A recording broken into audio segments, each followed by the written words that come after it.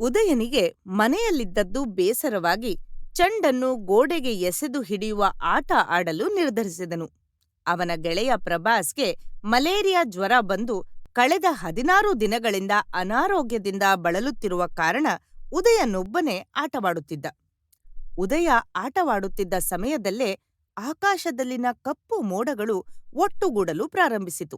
ಹಕ್ಕಿ ಪಕ್ಷಿಗಳು ಸಂತೋಷದಿಂದ ಚಿಲಿಪಿಲಿಗುಟ್ಟಲು ತೊಡಗಿದವು. ಉದಯನಿಗೆ ತಕ್ಷಣವೇ ಮಾಯಾ ಜೊತೆಗೆ ಮಾತನಾಡಬೇಕು ಎಂದೆನಿಸಿತು. ಬಾಲ್ಕನಿಗೆ ಹೋದನು. ಹಾಯ್ ಮಾಯಾ, ಹೇಗಿದ್ದೀಯಾ? ಇಂದು ನಾನು ತುಂಬಾ ಸಂತೋಷವಾಗಿದ್ದೀನಿ. ಯಾಕಾಗೆ? ಯಾಕಂದ್ರೆ ಇಷ್ಟರಲ್ಲೇ ಮಳೆ ಬೀಳಲಿದೆ. ಮರಗಳು ಹಸಿರು ಬಣ್ಣಕ್ಕೆ ತಿರುಗುತ್ತದೆ, ನದಿಗಳು ಹರಿಯುತ್ತವೆ, ಗಿಡಗಳು ನಳನಳಿಸುತ್ತವೆ, ಎಲ್ಲವೂ ತಾಜಾತನವನ್ನು ಹೊಂದುತ್ತವೆ. ಹೌದು, ಸ್ವಲ್ಪ ಸಮಯದವರೆಗೆ ಸುಂದರವಾಗಿ ಕಾಣುತ್ತದೆ. ಸ್ವಲ್ಪ ಸಮಯದವರೆಗೆ ಮಾತ್ರವೇ? ಹೌದು, ಅದರ ಮೇಲೆ ಸ್ವಲ್ಪ ಸಮಯ ಅಷ್ಟೇ.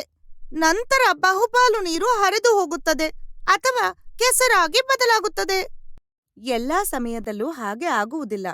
ಕೆಲವೊಮ್ಮೆ ನೀರನ್ನು ಶೇಖರಿಸಿ ಉತ್ತಮ ಕೆಲಸಗಳಿಗೆ ಬಳಸಲಾಗುತ್ತದೆ. ನಾನು ಅದನ್ನು ನೋಡಿಯೇ ಇಲ್ಲ. ನಿನಗೆ ಹೇಗೆ ಸಾಧ್ಯ? ಅದು ಇಲ್ಲಿ ನಡೆಯುತ್ತಿಲ್ಲ. ಆದರೆ ನನ್ನ ಗೆಳತಿ ನೀರ್ ಅವಳ ಹಳ್ಳಿಯಲ್ಲಿ ಇದನ್ನು ಮಾಡಿದ್ದಾಳೆ. ಅವಳ ಹಳ್ಳಿ ಎಲ್ಲಿದೆ? ಅದು ಸ್ವಲ್ಪ ದೂರ ಗೋವಾದಲ್ಲಿದೆ. ನೀನು ಅಲ್ಲಿಗೆ ಹೋಗಲು ಬಯಸುತ್ತೀಯಾ? ಹಾ.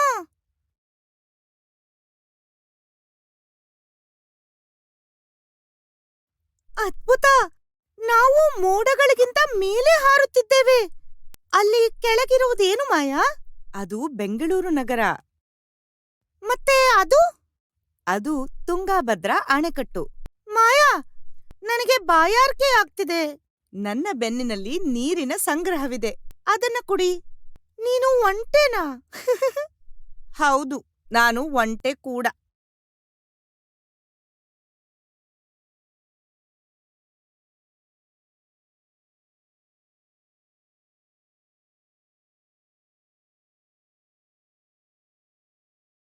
ಮಾಯಾ, ನಾವು ಎಷ್ಟು ದೂರ ಬಂದಿದ್ದೇವೆ? ನಾವು ಸಮೀಪಕ್ಕೆ ಬಂದಿದ್ದೇವೆ. ಕೆಳಗೆ ನೋಡು, ಅದೇ ಅವಳ ಹಳ್ಳಿ ಮೋಲ್. ಅದ್ಭುತ! ಇವರು ಇದನ್ನೆಲ್ಲ ಹೇಗೆ ಮಾಡಿದ್ರು? ಸರಿ, ನಾನು ನಿನಗೆ ತಿಳಿಸ್ತೀನಿ. 4 ವರ್ಷಗಳ ಹಿಂದೆ ನೀರ್ 6ನೆಯ ತರಗತಿಯಲ್ಲಿ ಓದುತ್ತಿದ್ದಳು. ಆ ಸಮಯದಲ್ಲಿ ತನ್ನ ಹಳ್ಳಿಯಲ್ಲಿನ ಬಾವಿಗಳು ಬತ್ತಿ ಹೋಗುತ್ತಿದ್ದವು. ಅದನ್ನು ಅವಳು ಗಮನಿಸಿದಳು. ಹಳ್ಳಿಯ ಹೆಂಗಸರು ಬಟ್ಟೆಗಳನ್ನು ಒಗೆಯಲು ಬಹುದೂರ ಹೋಗಬೇಕಾಗಿತ್ತು.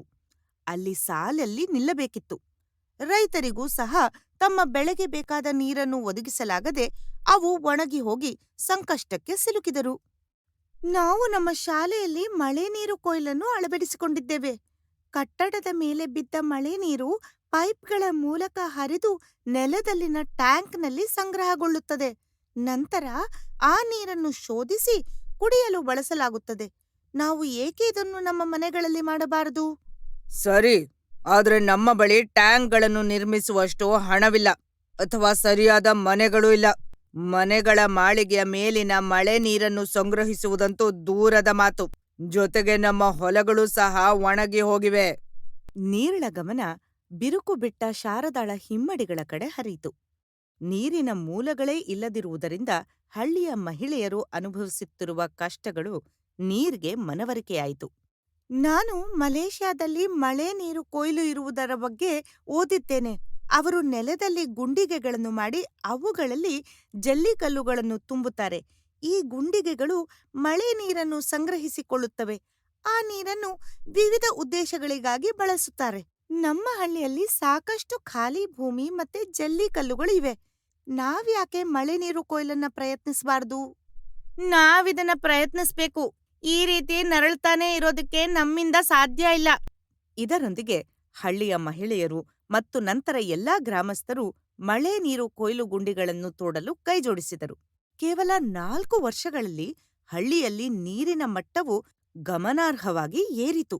ಮೋಲ್ನಲ್ಲಿ ನೀರಿನ ಮಟ್ಟ ಏರಿಕೆಯಾದ ಸುದ್ದಿ ಶೀಘ್ರದಲ್ಲೇ ನೆರೆಯ ಹಳ್ಳಿಗೂ ಹರಡಿತು. ಅನೇಕ ಜನರು ಮಳೆ ನೀರು ಕೊಯ್ಲನ್ನು ಅಳವಡಿಸಿಕೊಳ್ಳಲು ಪ್ರಾರಂಭಿಸಿದರು.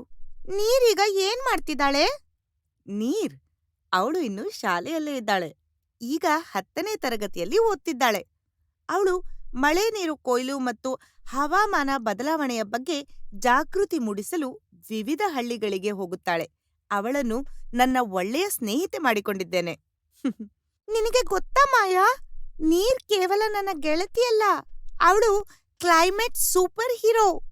ನೀನು ಹೇಳಿದ್ದು ಸರಿ, ನೀರ್ ನಿಜಕ್ಕೂ ಕ್ಲೈಮೇಟ್ ಸೂಪರ್ ಹೀರೋ. ಮಾತನಾಡುತ್ತಿರುವಾಗಲೇ ಮೋಡದ ರೂಪದಲ್ಲಿನ ಮಾಯಾ ನೀರ್ ಮುಂದೆ ತೇಲುತ್ತಾಳೆ. ಆಗಲೇ ಮಳೆ ಬೀಳಲು ಪ್ರಾರಂಭಿಸುತ್ತದೆ. ನೀರ್ ಸಂತೋಷದಿಂದ ಮಳೆಯನ್ನು ನೋಡುತ್ತಾಳೆ. ನಂತರ ತಲೆಯ ಮೇಲಿನ ರಿಬ್ಬನ್ ಹೊಂದಿರುವ ಅವತಾರವಾಗಿ ಅವಳು ರೂಪಾಂತರಗೊಳ್ಳುವುದನ್ನು ನಾವು ನೋಡುತ್ತೇವೆ.